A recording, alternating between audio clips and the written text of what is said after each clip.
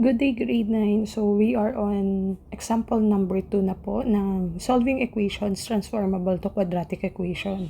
So, same scenario pa rin. We're still trying to make sure first na nasa form tayo ng ax squared plus bx plus c is equal to 0 bago tayo mag-solve ng quadratic equation or gamitin yung mga methods in solving quadratic equation. So, in this case, meron tayo kasing sum and difference of squares na kailangan natin munang isimplify bago natin makuha yung quadratic equation na isosolve natin. So, we may use this one, that is, quantity a plus b squared is equal to a squared plus 2ab plus b squared, and quantity a minus b squared is equal to a squared minus 2ab plus b squared. These are lessons po nung kayo ay nasa grade 8 during the first quarter.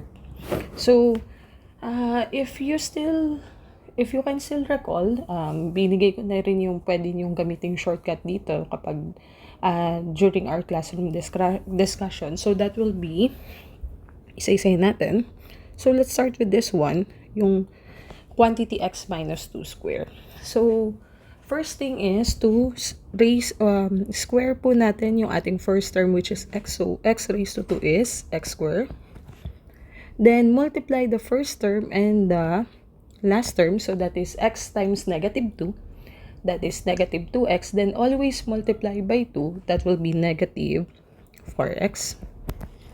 Then, square mo yung last term, which is negative 2. So, magiging positive 4.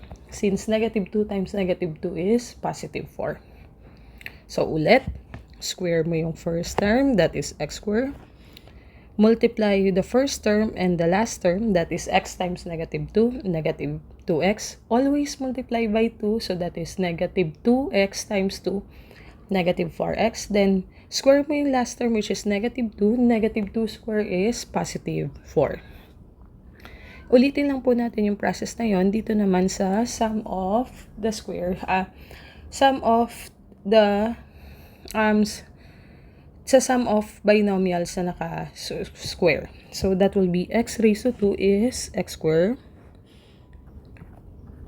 Then, x times 3, that is 3x. Always multiply by 2, that is 6x. 3 raised to 2 is 3 times 3, which is 9. Then, let's just copy the 53. So, in this case, wala na tayong square of binomial. So, pwede na nating i-combine like terms na lang po. And, ilipat na natin itong 53 sa kabilang side ng equation. So, combining like terms, we'll add x squared and x squared. X squared plus x squared is 2x squared. Add din natin itong negative 4x and positive 6x. So, negative 4x and 6x is positive 2x since minus yan kasi magkaiba ng sign. Positive 4 and positive 9, that is positive 13. Nilipat or tinranspose na natin yung 53 sa kabila, that will be negative 53 is equal to 0. So, okay na yung quadratic and linear term natin. So, combine na lang natin yung natitira nating constant terms. So, that will be 2x squared plus 2x. 13 and negative 53 is negative 40 is equal to 0.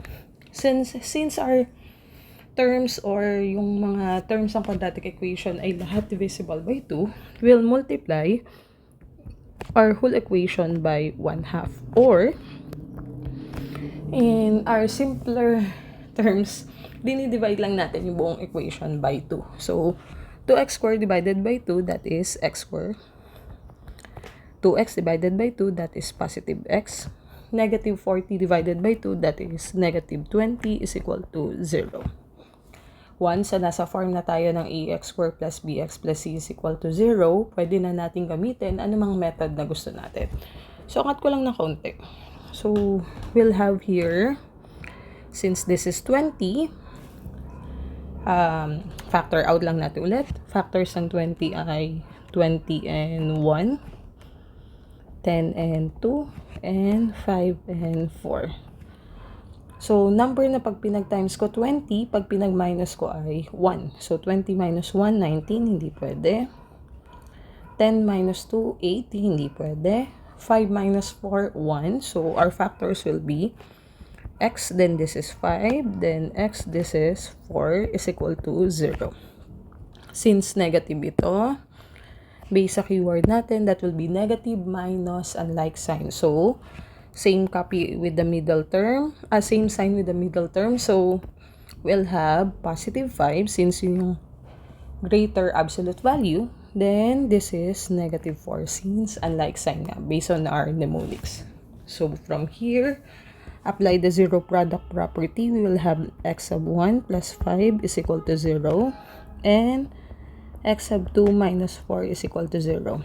Transpose or lipat lang natin ito sa kabilang side ng equations. And we'll have x sub 1 equals positive 5. X sub 1 equals negative 5. So, from positive 5, magiging negative 5. And x sub 2 will be positive 4. From negative 4, that will be positive 4. And that will be our all for this example.